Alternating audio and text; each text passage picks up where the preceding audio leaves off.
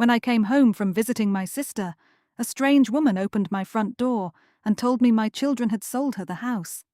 Then she asked whether I had escaped from assisted living. For several seconds, I could not speak. Behind her, a little boy was drawing at my dining room table. A brown dog ran across the rug my husband and I bought after our 20th anniversary. And on the wall where Harold's retirement plaque had hung for 14 years, someone had taped a picture of a smiling yellow sun. The woman looked nervous. "Mrs. Whitcomb," she said, "your family told us you weren't able to live alone anymore." I stared at her, then at the dark blue door behind me. My door had been red when I left 2 weeks earlier. My youngest daughter had hugged me beside it and said, "Take as long as you need, Mom. We'll look after everything." Apparently, she meant everything.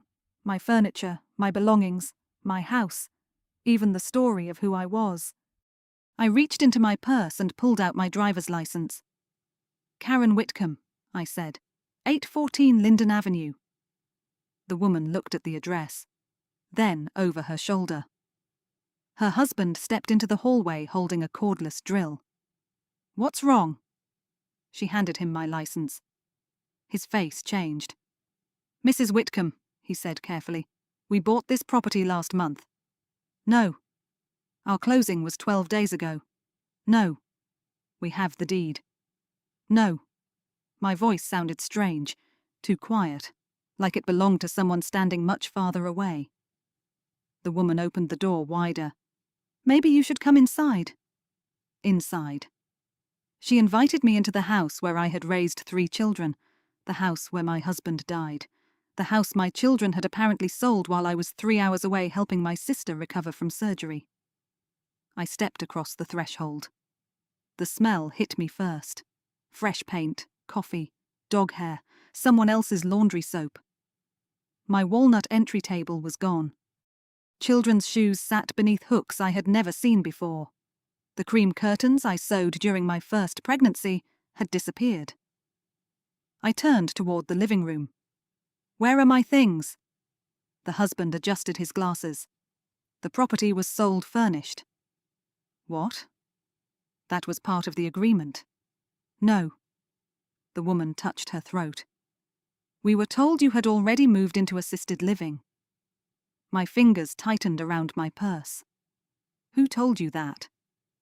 "The real estate agent said your children were managing the sale because your health had declined." My children. I took out my phone. Melissa answered on the second ring. "Mom?" Her voice was calm. Too calm. I looked around at the strangers living inside my home. "Where is my furniture?" Silence. Not confusion, not surprise. Silence. Then my oldest daughter exhaled. "You're home early." 4 words. That was all it took. "You knew." "Mom, you knew. Please don't make a scene in front of the buyers." The buyers. I looked at the woman standing in my kitchen. She lowered her eyes. "You sold my house." Melissa's voice became slower. Careful. The voice she used in court when she wanted the other person to sound unreasonable. "We made a family decision." "A family decision?" "You refused to discuss a transition plan. So you sold my house." "The property was becoming too much for you. You changed my locks. We had to prepare it. You told strangers I was mentally incapable of living alone. That came from the realtor. Did you correct it?" Silence. I walked farther into the kitchen. The walls were pale green. My old refrigerator had been replaced. A child's spelling test hung beneath alphabet magnets. "Where are my belongings?" "Most of them are in storage." Most. Some things were donated. My throat tightened. "What things?" "We can review the inventory later." "What did you give away?" "Mom, what did you give away?" The strangers quietly moved toward the stairs. Melissa sighed. "We kept everything important." According to whom? Who had stood inside my bedroom holding 31 years of my life and decided what deserved a box? The wooden ruler marked with my children's heights, my mother's yellow sweater, the chipped bowl Harold bought me during our first Christmas. Then one thought rose above all the others. "Where is your father's chair?"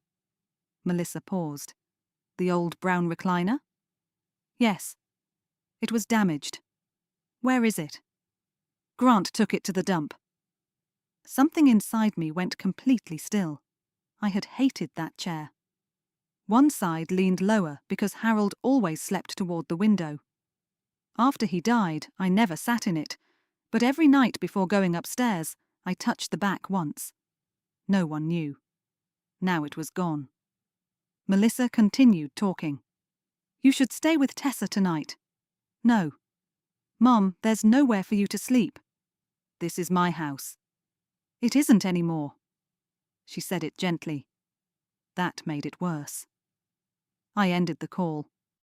The man who bought my house placed a folder on the dining table, the new dining table. "We have copies of the closing documents," he said. I opened the folder. There it was. Seller, Karen Elaine Whitcomb. My address, my date of birth, my signature. Except it was not my signature. It looked close. The K leaned too far right. The W had 3 points instead of 2. Harold used to tease me because mine looked like 2 connected V's. My daughter Melissa knew that. She had filled out forms for me when the arthritis in my hands became painful.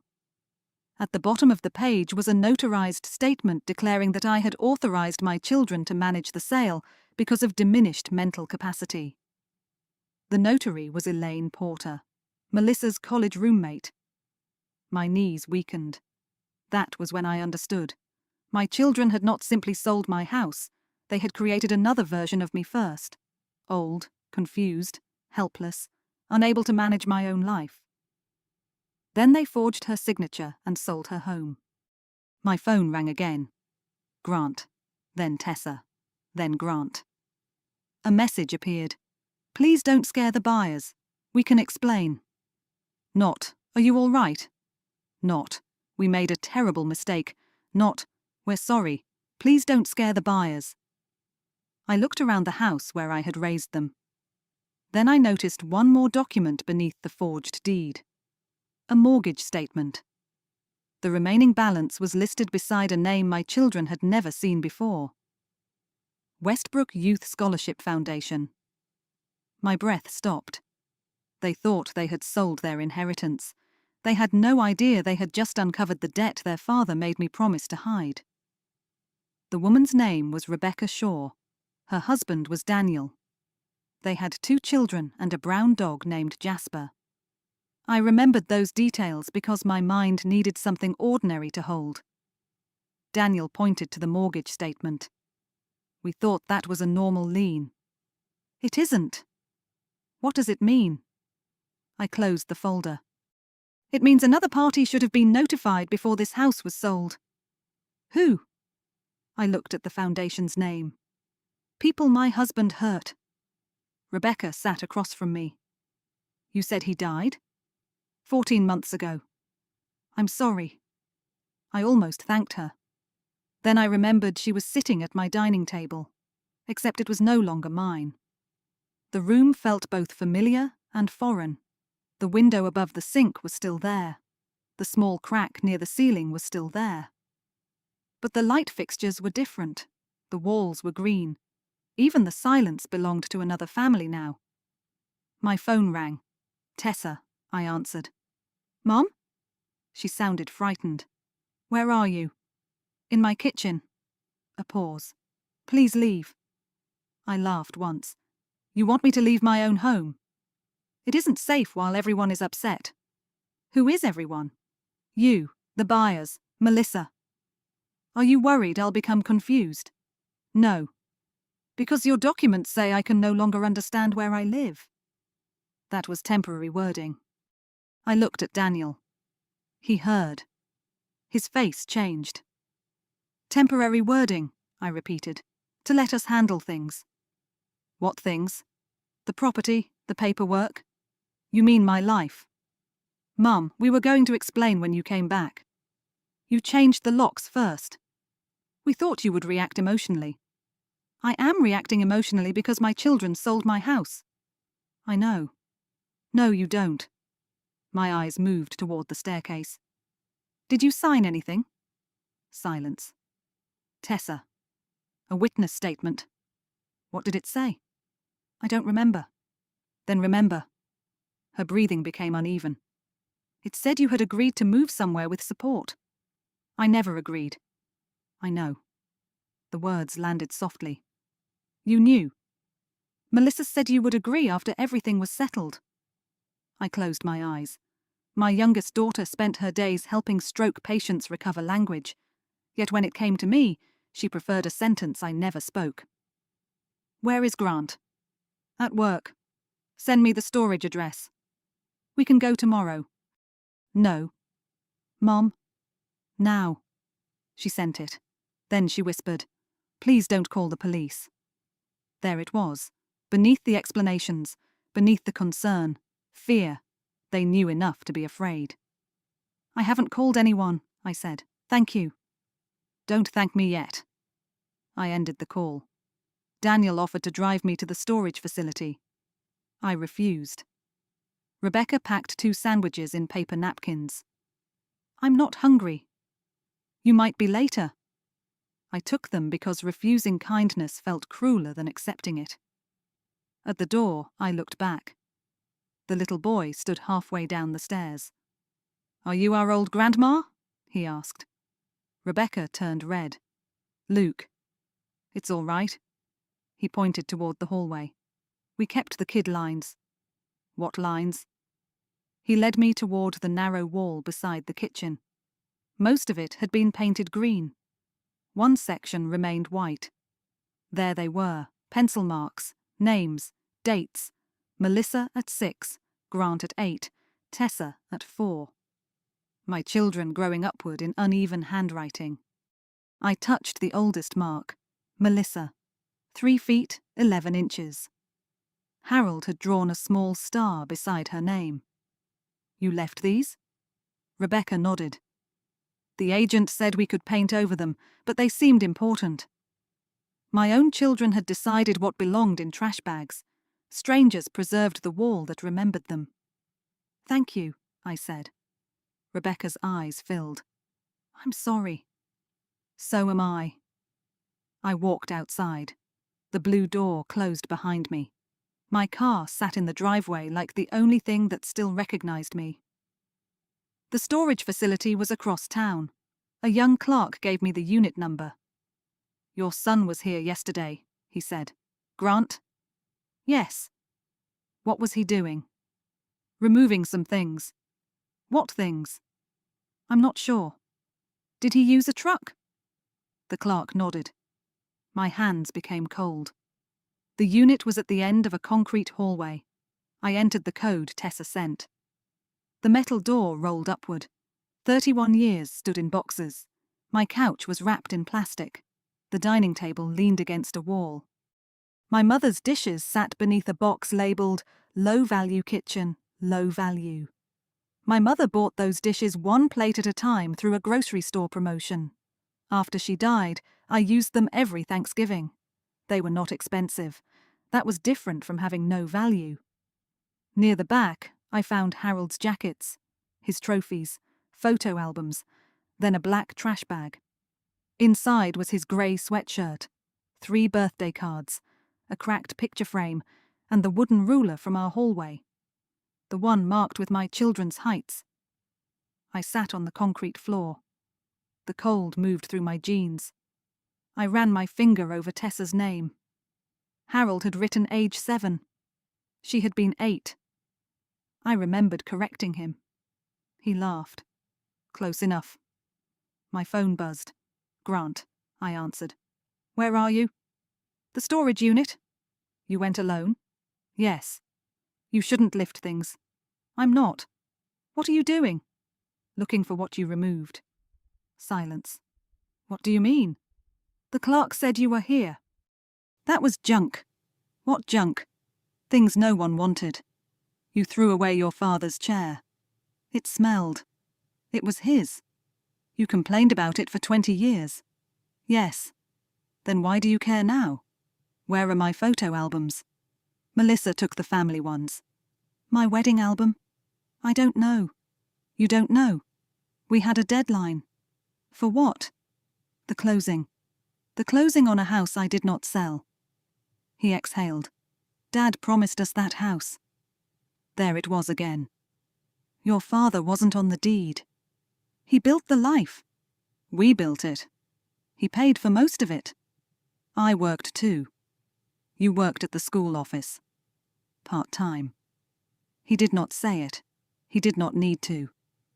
You knew what Dad wanted, Grant continued. He said the house would secure our future. When? Every Christmas? Why did you need the house sold now? I asked. That isn't the issue. It is. We agreed. I didn't. You refused to talk. I said I wasn't selling. You said you needed time. That means no. That means you avoided the decision. I looked at the boxes. How much did you expect? He did not answer. How much, Grant? 100. 100 what? 1,000. The number settled between us. What for? My company has cash flow problems. Your company had problems 8 years ago. This is different. Your father helped then. He invested. No. The word came too fast. Grant heard it. What? Nothing. What do you mean, no? I tightened my grip on the ruler. You didn't need to sell my house to rescue your company. You don't understand. No, you don't. I ended the call. But the blue metal file box was missing. The one Harold gave me 3 days before he died. The one containing every statement, every transfer, every lie. I called Tessa. Where is the blue box? What box? Metal, about the size of a suitcase. I don't know. Ask Grant. 10 minutes later, she called back. He has it. My mouth went dry. Why? He thought it contained tax papers. Where is it? His office. Tell him not to open it. Why? Tell him. Mum, what's inside? Things your father wanted hidden. There was a pause. What things? I'll explain. When? Tomorrow. I'll explain tomorrow, I said. Then I drove north. My sister Carol waited on the porch in slippers. The moment she saw me, she whispered, "Oh, Karen." Not what happened. Not what did they do. Oh, Karen. 2 words that recognized the weight before I explained it. I put my forehead against her shoulder. For the first time that day, I cried. When I finished, she stood. I'm calling the police. No. They forged your name. They're my children. That sentence does not erase the crime. I looked into my tea. You protected Harold too, she said. This is different. How? They believed they were following his wishes. By declaring you mentally incompetent. I didn't say it was right. You're defending them already. I'm explaining. No. You're building excuses because consequences make you feel cruel. I looked up. Carol knew me too well. That was why I sometimes avoided her. She never allowed kindness to become camouflage. What aren't you telling me? She asked. She knew the lake house had been sold. She knew our retirement savings were mostly gone. She knew Harold left financial problems, but she did not know the shape of them. 3 days before Harold died, he called me into his hospital room. The children had gone to dinner. Snow touched the window. The room smelled like disinfectant and weak coffee. But in that hospital bed, he looked small. Karen, he whispered, I need you to fix something. Even dying, he believed I could fix things. He handed me a brass key. There's a blue box behind the paint cans in the basement. What's inside? Records. What records? He looked toward the door. That was when I became afraid. How much? I asked. His eyes filled. How much, Harold? 480. 480 what? 1,000. My ears rang. From where? What did you do? It started with Melissa. My stomach tightened. She got into Northwestern. We took loans. Not all of it. I stared at him. Then Grant needed money for his construction company. No. He would have lost the partnership. No. Then Tessa's medical bills. Stop. I thought I could put it back. With what? Investments. What do the children know? Nothing. They received the money. They thought it came from us. You mean from you? I looked at the man I had loved since I was 26. You made me the difficult parent so you could give them money that wasn't yours. His mouth shook. I wanted them to have opportunities. So did the students whose money you took. I planned to replace it, but you didn't. I ran out of time. He reached for my hand. Please don't tell them. They deserve the truth. They'll hate me. You're dying. I don't want them to remember me this way. Even then, Harold wanted control of the story. What happens to the foundation? There's an audit. When? 6 months. And you want me to fix it. I want you to protect them. That night, I opened the blue box. Then I started paying. I sold the lake house. $640,000. After taxes, fees, and the loan against it, less than half remained. I emptied most of the retirement accounts. Sold Harold's antique truck. Used my savings. The foundation agreed not to file a criminal complaint if the funds were restored before the audit. Most were. The remaining amount became a secured debt against the house. My house. The one my children believed was their inheritance. Carol stared at me. You have to tell them. No. They sold your home. They didn't know. That is not an excuse anymore. It will destroy them. They're adults. They loved him. So did you. The next morning, Melissa arrived. She wore a navy suit, her courtroom armor. She carried a thick folder. Carol opened the door. No. Aunt Carol. No. I need to see Mom. You need a lawyer. I am a lawyer. That makes this worse. I stepped forward. Let her in. Melissa sat in the living room and placed the folder on the table. Before you say anything, I want you to understand the situation. My situation? Our situation. You sold my home. You refused to discuss a transition. What transition? You're getting older. I'm 62. You have arthritis. In my hands. You forget things. Everyone forgets. You left the stove on. Once. The house needed repairs. I was arranging them. You said that for 6 months. I needed money. You had money from the lake house. There it was. What do you think happened to that money? She looked away. We don't know. You think I hid it? No one said that. Grant did. Grant is emotional.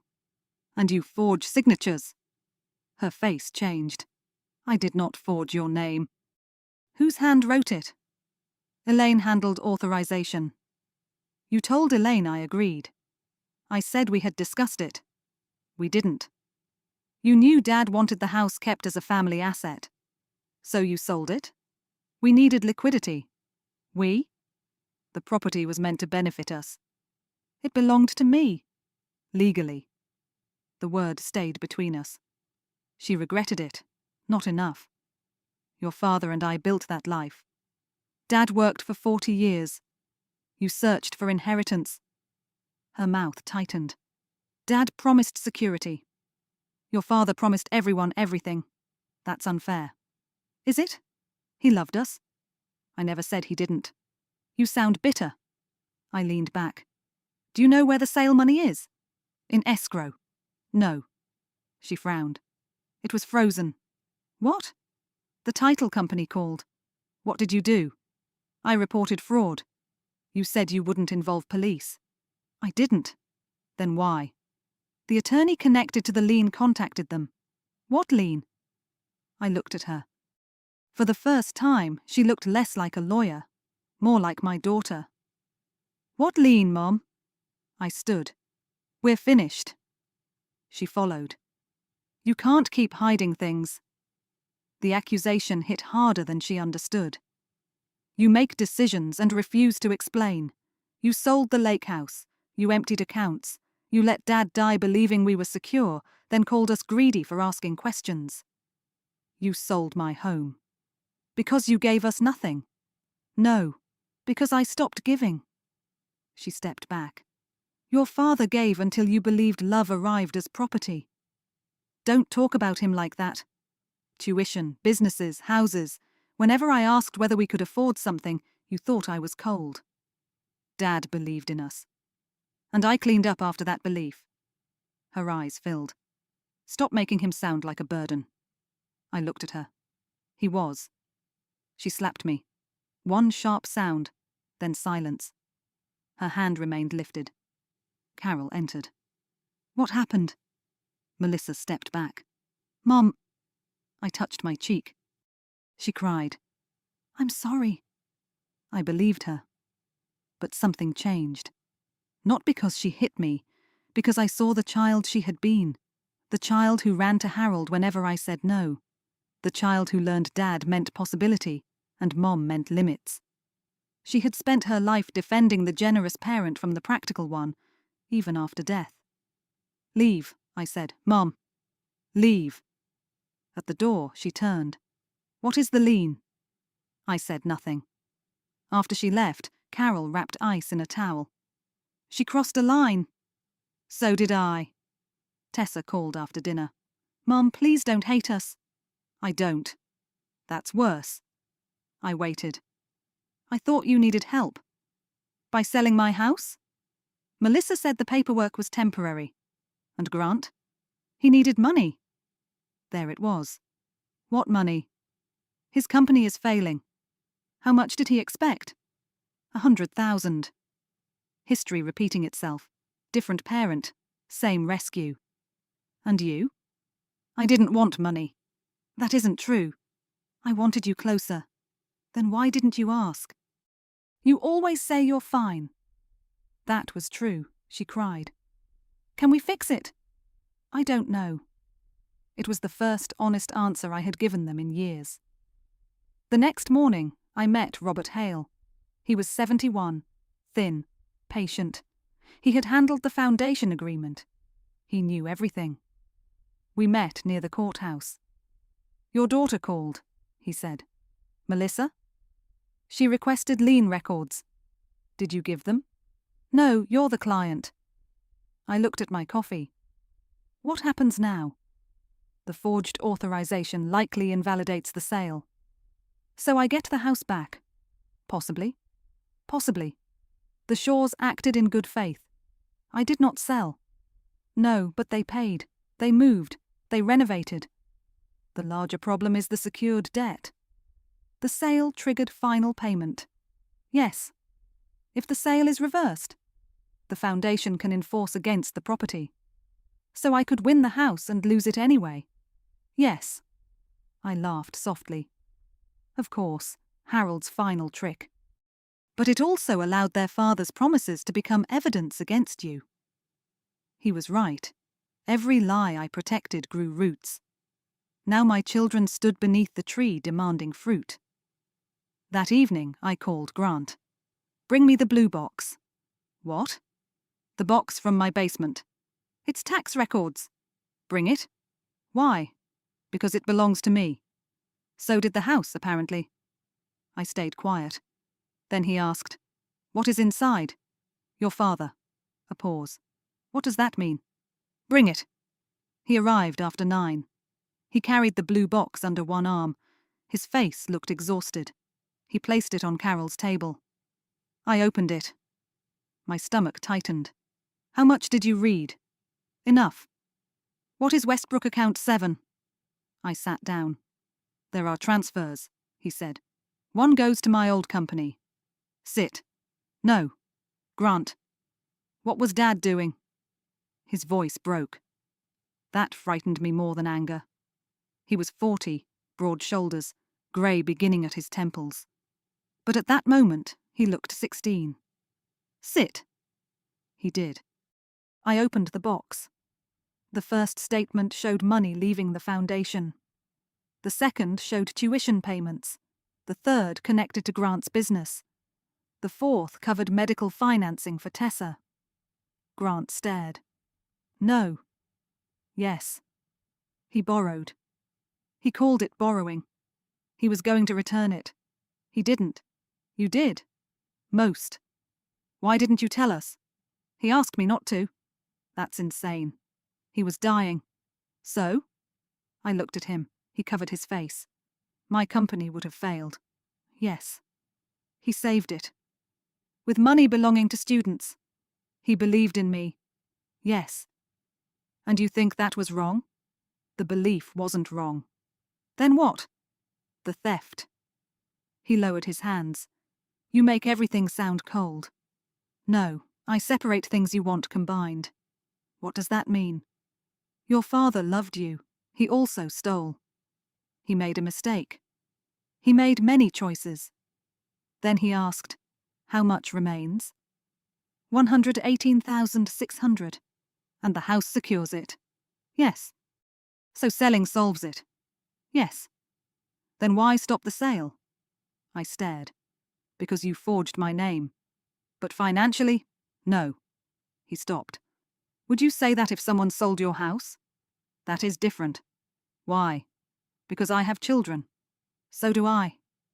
For once, he had no answer. The next morning, I asked all 3 children to meet at the house. The Shaws agreed to leave for 2 hours.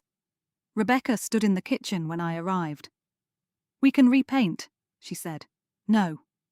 You don't want red? It isn't my decision while you live here. Her eyes filled. You're kinder than you should be. No, I know what it feels like when someone else decides what matters in your home. She looked toward the stairs. We truly didn't know. I believe you. Believing her did not fix anything, but it prevented another innocent person from becoming the enemy. My children arrived separately, Melissa first, then Tessa. Grant was already there. We sat in the living room. I placed the blue box on the table. Harold's handwriting covered the label. Tax documents. Dad's? Melissa asked. Yes, I opened it. Bank records, loan agreements, foundation statements, copies of checks. I gave Melissa the first page. She read quickly, then slower. Her face changed. What is this? Keep reading. Tessa picked up another. Melissa stood. No. I said nothing. This is fake. No. Dad didn't control these accounts. He did. Where did the money go? I pointed toward another folder. Northwestern University. Her name. She dropped the page. Tessa read the medical record. Her hand shook. Grant stared out the window. You're saying Dad stole scholarship money for us? Melissa asked. Yes. Why? Because he believed you needed it. I had loans. Not enough. He told me he sold investments. He lied. Don't. It is true. You waited until he died. I waited because he asked me. You protected him? Yes. Then why tell us now? Because you sold the collateral. The room became quiet. The house, she whispered. Yes. The lien is repayment? Yes. There had never been an inheritance, only a debt wearing their father's name. How much? Tessa asked. 480,000. Her face went pale. How much did you pay? Almost all. With the lake house? Yes. The retirement money? Yes. Your savings? Yes. Melissa sat. Why didn't you tell us? Because he begged me not to. That isn't enough. I know. You let us believe you hid everything. Yes. You let us accuse you. That was the ugliest part. We knew what our family gained. We did not know who paid. What happens now? Tessa asked. The sale is invalid. Grant nodded. Good. No. The lien remains. So? If I reverse the sale, the foundation may take the property. Use the sale money. The money belongs to the buyers until the dispute is resolved. Melissa understood first. We caused a title claim. The local newspaper reported that an attorney was connected to an unauthorized sale involving her widowed mother. Melissa took leave from her firm. Elaine lost her notary commission pending investigation. Grant's partners learned his expected investment never existed. Tessa stopped speaking to Melissa. The Shaws lived with half-unpacked boxes because they did not know whether they could stay. And me, I remained with Carol. People called, relatives, neighbours, former friends. Some defended my children, some defended me. Most wanted details disguised as concern. They became quiet. I thought protecting your memory of him was love, Tessa cried. I thought being hated by my children was a price I could pay. Why? Grant asked. Because I was proud. They looked surprised, not guilty, proud. I wanted to believe I was strong enough to carry everything. I wanted to be the loyal wife, the protective mother, the person who fixed what everyone else broke. I touched the box. But silence made me feel necessary. No one spoke. That was my part. Your father created the debt. I protected the story. You believed the story and used it against me. So we all did this, Melissa whispered. No. I shook my head. Do not use shared pain to erase individual choices. I pointed toward the box. Your father stole. Then toward myself. I lied. Then toward them. You sold something that did not belong to you. The truth did not make us equal. It made us visible. The Foundation released its statement the next day. Harold Whitcomb had improperly transferred restricted funds. The money had been restored through family assets. The board apologized to affected applicants and created a review process. Former students were angry. Some refused to believe it. Some blamed me. A man wrote, "Convenient that the wife waited until he died." Another said, "Coach Whitcomb helped hundreds. One mistake does not erase a lifetime." That sentence stayed with me. Because it was true and incomplete. One mistake does not erase a lifetime, but a lifetime of goodness does not erase someone harmed. Both can be true. 3 months later, the house case ended. The sale was void. The Shaws received compensation through the title insurer and a settlement funded partly by my children. Melissa accepted a public reprimand and stepped down from her partnership rather than lose her license. Elaine received probation. Grant sold his share of a vacation property to cover his responsibility. Tessa admitted she signed statements she knew were untrue and completed community service. No one went to prison. No one walked away untouched. Then came the house. The Foundation could enforce the lien. I had 2 choices: keep the house and accept payments that would consume most of my remaining income, or sell. For months, I believed getting the house back meant winning. Then I stood inside it alone. The Shaws had moved out. My furniture returned. Harold's chair did not. The walls were green. The door was blue. The rooms echoed. I placed the wooden ruler against the hallway wall. It no longer matched. 31 years, birthdays, arguments, Christmas mornings. Harold dancing badly while washing dishes. Melissa studying, Grant sneaking home late, Tessa sleeping beside me during storms. A house remembers everything. People do not. We choose, we polish, we hide, then call the version we kept truth. My children arrived that afternoon. Grant walked through the rooms quietly. Tessa touched the empty wall where photographs used to hang. Melissa stood beside the blue door. "What are you going to do?" she asked. I looked around. "Sell." All 3 reacted. "No," Grant said. "Mum." "Dad wanted—" He stopped himself. "Good." "What do you want?" Tessa asked. No one had asked me that before. Not really. I thought about it. "I want a smaller house." Melissa smiled through tears. You hate small kitchens. I hate cleaning large ones more. Grant looked around. So that's it? No. I walked to the table. 3 envelopes waited. Inside were copies of the settlement and letters from the foundation.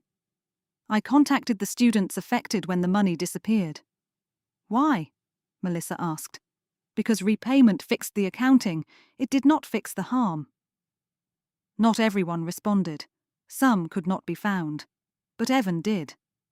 The remaining money from the sale, after the lien and my new home, would support scholarships for students affected during those years. Not in Harold's name, not mine. Theirs. Grant stared at the paper. So there's nothing left. There will be enough for me. I mean for us. I looked at him. No. The word landed, then stayed. He nodded. This time he did not argue. Melissa folded her letter. Is this punishment? No. Then what? An ending. We sold the house in June. A young couple bought it. No children yet. The woman loved the green walls. Her husband asked whether I wanted the front door painted red before closing. I said no. Blue suited the house now. On the final morning, I walked through every room. I touched the kitchen counter, the stair railing, the hallway wall. Then I removed the wooden ruler. That came with me. Outside, my children waited. Not because they expected money, because they wanted to help. Grant carried boxes. Melissa checked documents without changing a word. Tessa brought coffee. Small things, ordinary things. Trust did not return dramatically. It came back like that. 1 box, 1 signature, 1 honest answer at a time. My new house was 20 minutes away. 2 bedrooms, a small garden. The kitchen was narrow. I hated it. Then I painted 1 wall yellow. No one voted. No one complained. My children visited sometimes. Not every week. We were not magically healed. Melissa still became defensive when Harold's name came up. Grant still believed intention mattered more than I did. Tessa still apologized too often and told the truth too late. And me? I still said I was fine when I was not. But now they asked twice.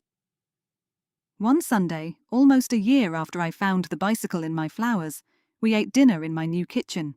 Grant washed dishes. Melissa dried. Tessa sat at the table reading the marks on the wooden ruler. She smiled. Dad wrote my age wrong here. I looked. He had. For years I would have defended him, said he was tired, busy, distracted. Instead, I said, your father made mistakes. The room became quiet. Then Tessa nodded. So did we. I looked at my children. So did I. No one rushed to forgive anyone. No one made a speech.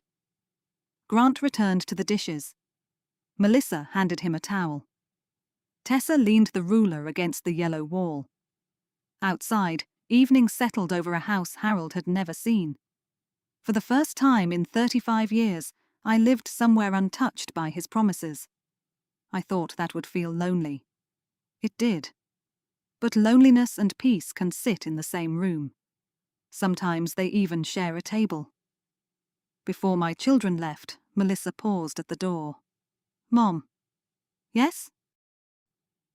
Do you miss the old house? I looked past her at the quiet street. Every day. Do you regret selling it? I thought about the red door, the blue door, the petunias, the strangers, the debt beneath the mortgage. Then I shook my head. No. She hugged me. After they drove away, I turned off the porch light. The wooden ruler leaned against the yellow wall. I had not nailed it up. Maybe I never would. Some memories do not need to become part of the house. They only need to stop owning it. And that night, standing alone in the home I chose for myself, I finally understood something my husband never did. A promise is not always an inheritance.